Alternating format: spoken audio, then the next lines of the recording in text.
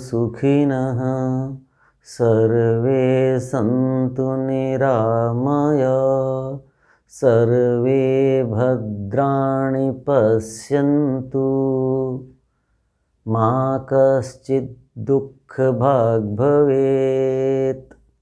सभ्य सामाजिक गण, हम तक्र लस्सी के गुण धर्म पर विचार कर रहे हैं, उसके सेवन की विधि पर विचार कर रहे हैं। आज ये उसका दूसरा पाठ। देखिए, तक्र जो है, लस्सी जो है, उसको क्या कहा कि जैसे देवताओं के लिए अमृत है, अमृत का सेवन करके देवता सुखी होते हैं, ऐसे ही भूमि पर मनुष्य तक्र लस्सी का सेवन करके वैसा ही सुख पाते हैं, दुखों का अभाव। देवताओं को अमर कहते हैं ना, जो कभी मरते नहीं। मनुष्य मरते हैं, मरते का मतलब मरण धर्मा, वो मरते हैं। तो पिछले व्याख्यान में मैंने बताया था, देवता का मतलब कौन है? दिव्य कोटि के लोग, जो सामान्य जो जीवन है। कहते हैं ना कि मनुष्य पैदा होता है, जन्मना जायते शूद्र, मनुष्य जन्म से शूद्र पैदा होता है, अज्ञानी पैदा होता है, मौलिक जानकारियाँ होती हैं, प्राकृत ही होता है बस, प्रकृति में जैसे अन्य प्राणी ऐसा। कर्मणा द्विजुच्यते, जब वो आचार्य कुल में जाता है, आचार्य उसको शिक्षा देता है, फिर उस शिक्षा से अपनी योग्यता के अनुसार जैसी योग्यता पाता है, वहाँ वो ब्राह्मण बनता है, क्षत्रिय या वैश्य बनता है। वो उसका दूसरा जन्म है। तो द्विज का मतलब क्या हुआ? जिसको दो जन्म मिलते हैं, एक माता के गर्भ से और एक आचार्य के गर्भ से। आचार्य का गर्भ क्या है? आचार्यो ब्रह्मचारिणम कृणुते गर्भमन्तः। आचार्य ब्रह्मचारी को अपने गर्भ में धारण करता है। आचार्य का गर्भ क्या है? उसका गुरुकुल, उसका परिसर, उसमें उसको रखता है जी। कोई 10 साल रहता है, कोई 20 साल रहता है, अलग अलग जो विद्या के स्तर हैं वहाँ। उसके बाद जब वो निकलता है, स्नातक स्नान कर लेता है विद्या रूपी अमृत में, और फिर उसका दूसरा जन्म होता है। जैसे जैसे उसको समाज में फिर वो ब्राह्मण कहलाता है, क्षत्रिय कहलाता है, वैश्य कहलाता है। और जो आचार्य कुल में नहीं जाता या उस आचार्य के गर्भ में नहीं रहता, वो विद्या रूपी अमृत में स्नान नहीं कर पाता। वो जैसा माँ के गर्भ से पैदा हुआ था शूद्र, वो शूद्र ही रह जाता। तो हमारा जो शास्त्र है वो ये कहता है कि देवता कौन? जो शूद्र से ऊपर उठ गए और ऊपर उठ गए और ऊपर उठ गए। अर्थात भूमि किसका नाम है? जिस पर पशु पक्षी जैसे रहते हैं ऐसे मनुष्य रह रहा है, वही जीवन शैली। और देवता कौन? ऊपर। तो अमर का मतलब क्या हुआ? कि वो ऐसे कार्य करते हैं, ये शरीर जाने के बाद भी वो जीवित रहते हैं, वो मरते नहीं हैं। याद करते हैं, अरे पिताजी ऐसे थे, अरे दादाजी ऐसे थे, मेरे गुरुजी तो ऐसे थे, हमारे आचार्य जी तो ऐसे थे, मेरे चाचा जी, और उनके चाचा जी, अरे हमारे गांव में वो ऐसे थे, हमारे पड़ोस में शहर में वो ऐसे थे। वो देवता है। देवता का मतलब स्वर्ग में रहते हैं, कोई ऐसे नहीं। अमर, वो कभी मरते नहीं। और मनुष्य मर जाते हैं। सामान्य मनुष्यों को याद करता है? कितने असंख्य होलियाँ पीढ़ी कोई याद करता है क्या? चले जाते हैं। तो मनुष्य का मतलब मरण धर्मा, शरीर से नहीं, जिनके कर्म भी मरे हुए होते हैं, जो कुछ अच्छा कर ही नहीं पाते, केवल वो भूमि पर रहते हैं, इस पे जो पैदा हुई चीज़ें खा ली पी ली, बस शरीर यात्रा पूरी होगी, चले गए। तो देवता और स्वर्ग में रहते हैं। स्वर्ग का मतलब उनके रहने की जगह अलग है। अच्छों के साथ बैठेंगे, अच्छों के साथ उठेंगे, अच्छों को पढ़ाएंगे, अच्छों से चिंतन करेंगे, अच्छे ही कार्य करेंगे, परोपकार के कार्य करेंगे। वो जो उनका अपना परिवेश है वो स्वर्ग है। और मनुष्य तो भूमि पर रहते हैं। तो कहा कि मनुष्य जो है ना, है कौन मनुष्य? मतलब जो देव कोटि के नहीं है, जिनको जीवन जीना नहीं आता, जो प्रकृति के अनुसार, ऋतु के अनुसार नहीं रहते। मनुष्य की अपनी प्रकृति, वात पित्त कफ, उसके अनुसार नहीं है। अवस्थाएं हैं जी, शिशु अवस्था है, बाल अवस्था है, कुमार अवस्था है, यौवन है, प्रौढ़ी है, वृद्धावस्था है। उसके अनुसार जिनका आहार विहार नहीं है, जीवन शैली नहीं है, विचार नहीं है, जो ऐसे लोग हैं, वो सामान्य मनुष्य हैं। तो वो बेचारे जो है यदि अपनी जीवन यात्रा सुखद करना चाहते हैं तो भाई तुम लोग लस्सी पियो, ऐसा भाव मिश्र आचार्य कहते हैं कि भुवि तक्रम आहु। आचार्यों ने, ये खुद भी नहीं करे, आहु का मतलब कहा गया है, यानी मेरे से पहले के आचार्य चरक हैं, सुश्रुत हैं, वाग्भट्ट हैं, हारीत हैं, कितनी तो बड़ी लंबी परंपरा है, काश्यप हैं, ये आयुर्वेद के जो आचार्य हुए। कहते हैं मेरे से पहले के आचार्यों ने ऐसा कहा है कि भूमि पर लस्सी है। अर्थ भूमि का मतलब क्या है? तुम जो लोग देवकोटि के नहीं हो, जो नहीं जानते शास्त्रों को, जो सृष्टि के रहस्यों को नहीं जानते, सुना भी नहीं, सुनने की इच्छा नहीं हुई या सौभाग्य नहीं मिला, तो अरे लोगों एक काम कर लो, तुम लस्सी का सेवन कर लो। और वो भी ऋतु के अनुसार, किस चीज़ के अनुसार आगे चर्चा करेंगे। ये अमृत का कार्य करेगी, तुम्हारा जीवन सफल हो जाएगा, तुम बीमार नहीं होंगे। मैं इसका ये अर्थ समझता हूँ। तो ये हमने विचार किया। अब देखो जो लस्सी है वो कैसी है? आप खाते हो, लोग कहेंगे खट्टी है, तो लस्सी में अम्ल रस होता है। आप लस्सी पिए खूब, उसके बाद मुंह देखें, दही देख सेवन करते हैं, उसके बाद मुख देखिए, और एक आप दूध पिए। दूध के बाद आपके मुख के अंदर चिकनाई, स्निग्धता, मधुरता बनी रहती है। और लस्सी और दही पीने के बाद मुख के अंदर रुक्षता आती है। रुक्षता जैसे शहद है, मीठा है, आपने खाया जब तो मिठास थी, और उसके बाद मुख कैसा होता है? रुक्ष होता है। क्यों? कषाय अनुरसम। शहद में कषाय अनुरस है, मधुर रस के बाद कषाय रस है। ऐसे लस्सी और दही में कषाय रस भी पैदा हो जाता है। अम्ल तो है ही, कषाय भी बहुत होता है, तो रुक्षता आ जाती है। तो ये जो गुण हैं इनके अपने प्रभाव है जी। ये 6 रस हैं, मधुर, अम्ल, लवण, कटु, कषाय और तिक्त। ये जो आयुर्वेद के जो रस हैं, भोज्य रस हैं, कहते हैं इनके अपने प्रभाव हैं। तो देखो क्या कहते हैं। अम्लेन वातम मधुरेण पित्तम कषम कफम कषायेन निहंति सद्यः।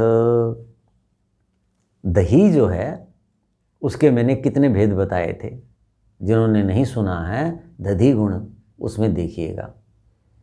बहुत उसके प्रकार हैं, मंद है, मधुर है, अम्ल है, अत्यम्ल है, ऐसे अलग अलग भेद थे। तो उसमें वैसे ही रस हैं, उनके भेद हैं। उन्हीं दही के भेदों से जो लस्सी बनेगी वैसी गुणधर्म वाली वो लस्सी भी होगी। तो कहते हैं कि जो लस्सी है अम्लेन वातम हंति, लस्सी में, तक्र में जो अम्ल गुण है उससे हमारे शरीर में जो वात दोष है, वात पित्त कफ, ये 3 क्या हैं? धातुएं हैं। ये हमें धारण करती हैं। जैसे है ना 7 धातुएं हैं, रस, रक्त, मांस, मज्जा, अस्थि, न मेद, अस्थि मेद चर्बी को कहते हैं, अस्थि हड्डी, फिर मज्जा, हड्डियों के बीच में स्निग्ध पदार्थ होता है, और उसके बाद शुक्र, 7वीं धातु। तो वो भी क्यों है? वो शरीर को धारण करती हैं, इसलिए उनका नाम धातु है।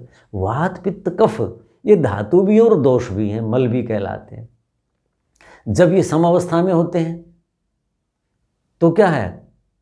ये धातु कहलाती हैं। जब इनकी विषम अवस्था हो जाती है, शरीर में जितनी जो चीज़ चाहिए वो नहीं है, कम हो गई या ज़्यादा हो गई, तो क्या हो जाते हैं? ये दोष कहलाते हैं। तो इनको सामान्यतया वात पित्त कफ दोष कह देते हैं। क्यों? सम होते हैं जब तो कोई ध्यान देता नहीं।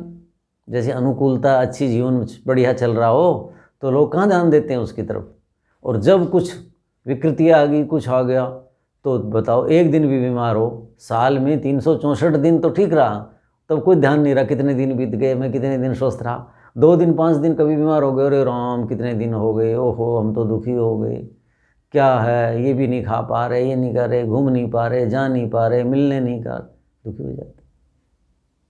की चीज़ें रहती। तो हमारे शरीरों में सम अवस्था में ही होते हैं सामान्यतया, लेकिन कभी कभी विकृति आ जाती है, बड़ी अवस्था में आ जाती है, शरीर क्षीण होता है या जिनकी जीवन शैली अच्छी नहीं है उनके लिए।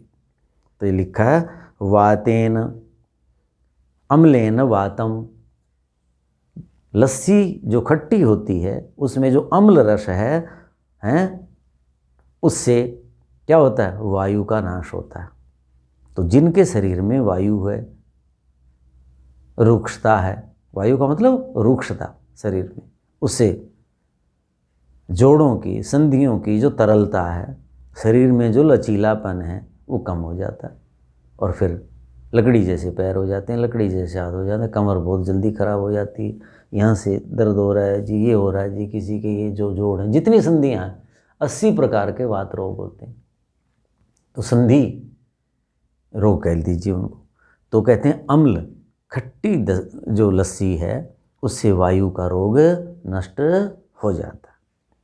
और लस्सी में मधुर रस भी होता है। तो मधुरेण पित्तम, पित्त क्या है, गर्मी का नाम है। तो मधुर रस जो है वो स्निग्धता चिकनाई पैदा करता है, तो उससे पित्त जो है कहते हैं वो नष्ट हो जाता है। लस्सी में जो मधुर गुण है उससे पित्त की हानि है। तो जिनको पित्त होता है विशेषकर जून से लेकर के हैं जी और 20 अक्टूबर 31 अक्टूबर तक पित्त बहुत तंग करता है। वर्षा ऋतु में संचित होता है और शरद ऋतु जो सितंबर अक्टूबर है उसमें कुपित होता है। और आरंभ तो अब 20 अप्रैल से ही हो जाएगा। 20 अप्रैल तक तो त्वचा के छिद्र बंद से रहते हैं, फिर लुएँ शुरू हो जाएंगी, मकान ठंडे, फर्श ठंडे, सब कुछ है। बाहर गर्मी शुरू हो जाती है मार्च में, 10-15 मार्च के बाद ही। लेकिन धीरे धीरे वो कफ हमारा छट जाएगा और पित्त जो है गर्मी बढ़ जाएगी। लेकिन मूल रूप से मैंने बताया जून से आरंभ होगा।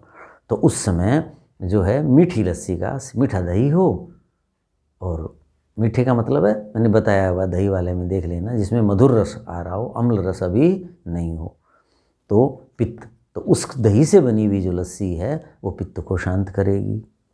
कषायेन निहंती कफम, और कषाय रस क्या होता है, जैसे मैंने बताया जामुन कच्चा, अमरूद कच्चा खाइए या जामुन आधा पकाया खाइए, गले को सारे को फाड़ देता है। कीकर की दातुन करेंगे तो देखो कैसा हो जाता है, मुंह कैसा हो जाता है। अमरूद का पत्ता ही चबा लीजिए। मैं जैसे प्रातःकाल शहर में सारी दातुनें वगैरह तो मिलती नहीं, तो बदलने के लिए वाटिका में जैसे हमने वो लगा रखी है वज्रदंती, बकुल, मोलसरी, उसका पत्ता चबा लो। पूरी टहनी तोड़ने की जरूरत नहीं है, बहुत हानि होती है। तो एक पत्ता चबा लो, कषाय रस होता है और दांत मसोड़े बहुत बढ़िया हो जाते हैं। और कुछ नहीं मिले, कहीं जाना नहीं हो, बरसात हो रही, तो कई बार घर में अमरूद का पेड़ लगा रखा है, उसकी दातुन तोड़ ली, नहीं तो उसका एक पत्ता ही चबा लो, वो कषाय रस। तो रात भर जो आपके मुख के अंदर सफ़ेदी सी कफ के कारण वो सब जमा हुआ होता है, उस सारे को फाड़ के बाहर फेंक देता है, जैसे दूध को अम्ल रस फाड़ देता है। तो कषाय जो रस है वो क्या करता है, कफ को छांटता है। आपने देखा होगा कि जो लोग मोटे हैं, चर्बी ज़्यादा है उनको लोग क्या कहते हैं, शहद लो जी, नींबू के साथ शहद ले लीजिए, गर्म पानी के साथ शहद लेते हैं लोग। कैसे लेते हैं वो शहद के प्रसंग में बता देंगे। तो क्यों लेते हैं, शहद जो है अभी बताया था मैंने, उसमें कषाय रस है। क्या है, कषाय रस। कषाय रस क्या करता है, लेखन है। जैसे मिस्त्री होता है ना, लकड़ी वाला मिस्त्री, वो ऐसे रंदा मारता है तो फालतू उबड़ खाबड़ जो है वो सारे को हटा के चिकना कर देता है, बढ़िया, ज़रूरत है उतनी, उबड़ खाबड़ सारी लकड़ी को छील देता है। रेग मारते हैं यूँ, हैं जी। तो जो मोटी लकड़ी है, कुछ ऐसी है, जंग लगा हुआ है लोहे पे, वो सारा हट जाता है। तो शहद लेखन है। तो लेखन उसको, उस द्रव पदार्थ को कहते हैं, उस द्रव्य को कहते हैं जो ऐसे सारी चीज़ को रगड़ करके बाहर हटा दे। तो शहद कषाय है, तो कषाय रस लेखन होता है। तो लस्सी में, तक्र में जो कषाय रस है वो क्या करेगा, तो शरीर में जो कफ भाग है, फालतू चर्बी चढ़ी हुई है, उसको दूर करेगा। तो देखिए कि लस्सी में ये मूल रूप से 3 गुण होते हैं, कटु, तिक्त और लवण नहीं होता, मधुर, अम्ल और कषाय रस होता है। तो तीनों गुणों से जो लस्सी है वो क्या करती है, हमारा उपकार करती है। अम्ल खटाई से वायु को शांत करती है, अपनी मधुरता से जो है वो पित्त को शांत करती है, अग्नि को, और कषाय के कारण वो किसको, कफ का शमन करती है। तो अपनी अपनी प्रकृति के अनुसार और ऋतु के अनुसार लस्सी का ऐसे सेवन कर लिया करें। अब क्या कहा, वाते अम्लम सस्यते तक्रम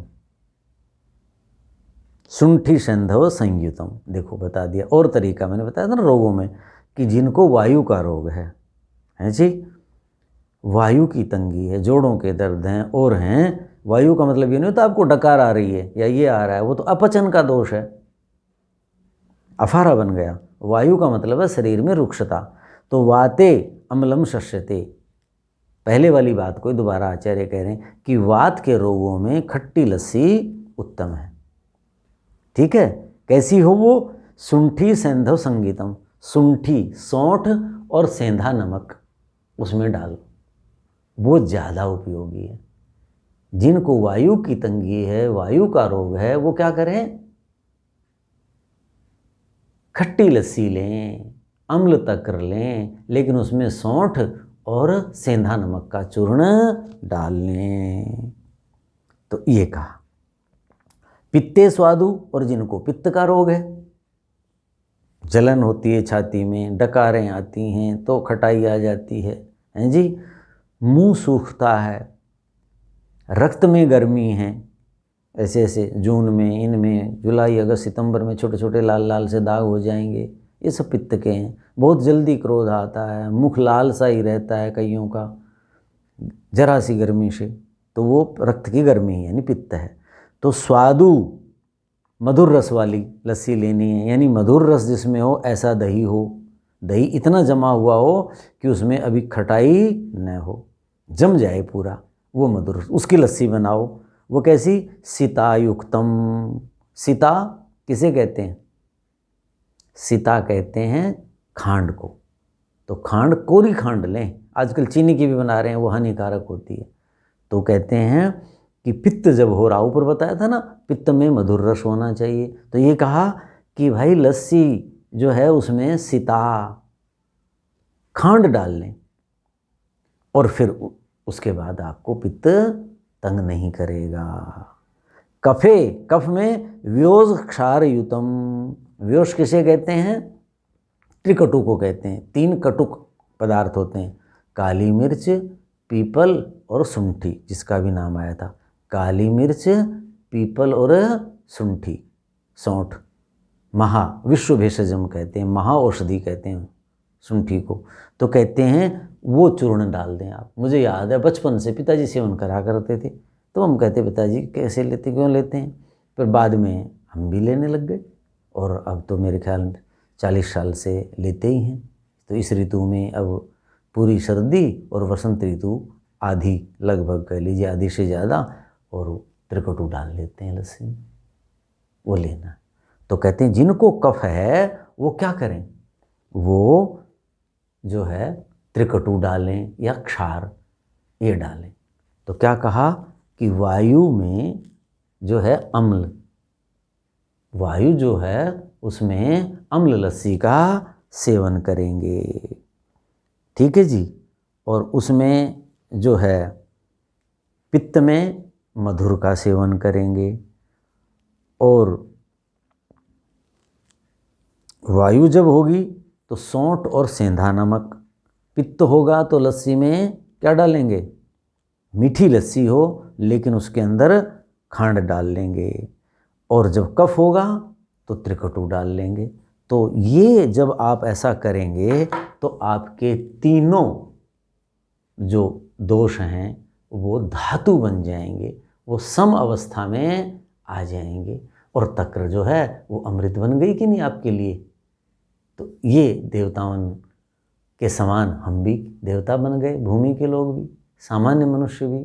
तो मान्य सज्जनों, आज के इस व्याख्यान को यहीं समाप्त करते हैं। आगे के गुण धर्मों पर अगले व्याख्यान में चर्चा करेंगे। ओम शांति शांति शांति। ओम।